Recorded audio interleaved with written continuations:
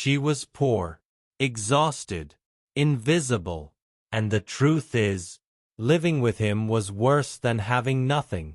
Before you scroll, just pause for a moment, because this isn't one of those loud stories. There's no screaming, no villains shouting, just a quiet kind of pain that many people live with every day. And if you've ever stayed somewhere that was breaking you, this story might hit closer than you expect. Her name was Mara. Most people didn't notice her. She blended into the background of life. The woman at the bus stop before sunrise. The one counting coins at the grocery store. The one who never complained because complaining didn't change anything. Mara wasn't lazy. She wasn't careless. She was tired. Tired in a way sleep doesn't fix. She worked long hours cleaning offices at night. Her hands were rough. Her back always ached. And every paycheck disappeared before she could breathe. But the hardest part of her life wasn't poverty. It was him.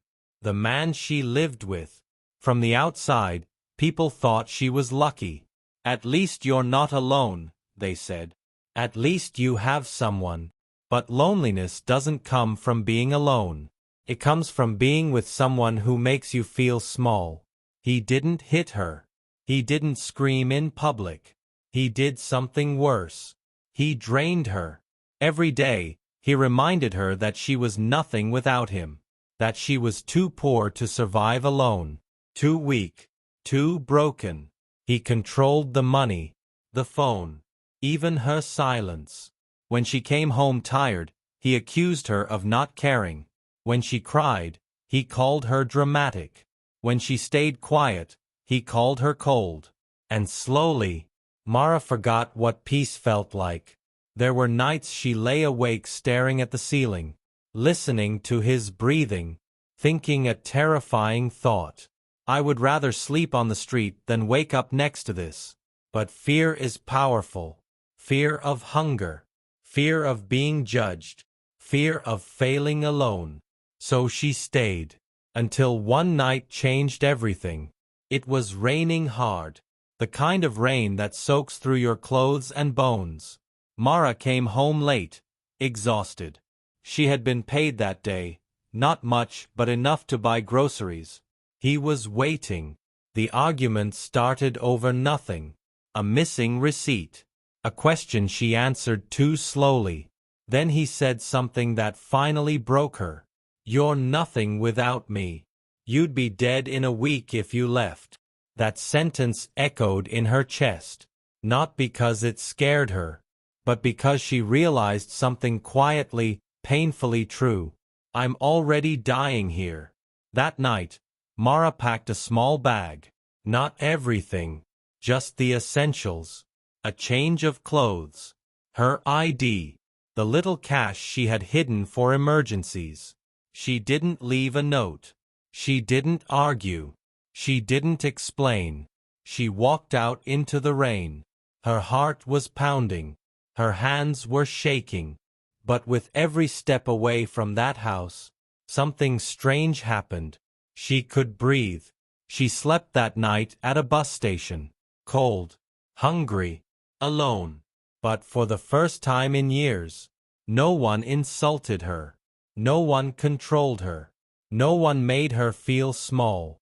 In the morning, she washed her face in a public bathroom and looked at herself. Really looked. And she whispered something she hadn't said in a long time. I'm still here. Days turned into weeks. Life wasn't easy. Sometimes it was brutal. But it was hers. She found shelter work. Met women who had stories just like hers. Different faces.